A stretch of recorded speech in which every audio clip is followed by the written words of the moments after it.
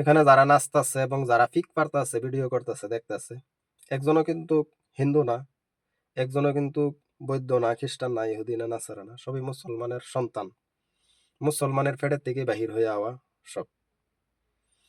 তা আমার প্রশ্ন হইলো যে আসলে তারা ইসলামের কোন ইসলামের বিধান লইলো যে এই বিধানের মাঝে নাকি এইভাবে মেয়ে নাচানি আর সাইড চতুর্দিকে ফিকফারা ভিডিও বানানি, এটা ইসলামের কোন বিধানের মাঝে তারা পাইলো? এটা আপনাদের কাছে আমি জানতে চাই, এটা একটা প্রশ্ন আমাকে জানাইবেন।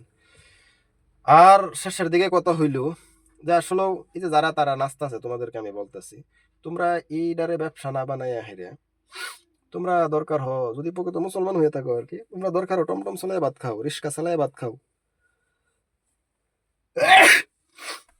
তোমাদের বাবা মা যদি ভিখারি হয়, ফকির হয়, তাহলে তোমরা মানুষের বাড়িতে হাজিরা করো, টমটম চালাও, রিক্সা চালাও, আর নাহলে কোনো দোকানের মধ্যে তোমরা মাইস্কা সিস্টেম থাকি তোমরা কামাই করে খাও। তোমরা কেন এইভাবে ইসলামের বিরোধী, ইসলামের কলঙ্ক হিসাবে তোমরা পৃথিবীর মাঝে এগুলা ফেতনা ছড়াইতেছ? এগুলা ফেতনা ছড়াইয়া তোমরা, তোমাদের দ্বারা লক্ষ হাজার হাজার মানুষ পথভ্রষ্ট হয়ে যেতেছে।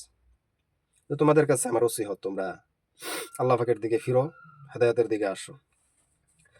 আর তোমাদের যে পিতামাতা আছে, আর যারা এই যে দর্শক শ্রোতা যারা আছে চতুর্দিক দিয়ে দেখি হাত লড়াইতেছে, পাও লড়াইতেছে, তোমাদেরকে বলতেছি, এগুলার পিতামাতা যারা তাদেরকে বলতেছি, আপনারা এগুলা সন্তান জন্ম দেয়া কিন্তু আপনারা বহুত অন্যায় করছেন।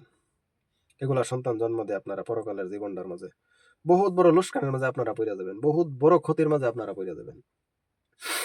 আপনার সন্তান দুনিয়াতে গুনাহ করবে, আপনি কবরে গিয়া মনে করিয়েন না তাহাজ্জুদ পড়িয়ে আপনি শান্তিতে শুয়ে থাকতে পারবেন। ৫ ওয়াক্ত নামাজে আপনি হাজির সাহেব, গাজী সাহেব, হুজুর সাহেব, আপনি খুব ইবাদত বন্দেগী দান খয়রাত কইরা হয়ে গেছেন।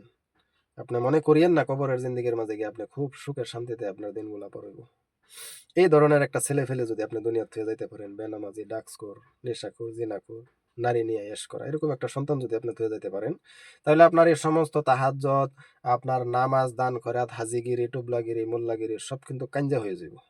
মনে রাখবেন কথাগুলি। কথাগুলি হয় কিছু তিতা মনে হইব, কিন্তু কথাগুলি আপনারা বোঝার চেষ্টা করবেন। যদি কোনো ভুল বলে থাকি তাহলে শুদ্ধ করে দিবার লেগে চেষ্টা করবেন।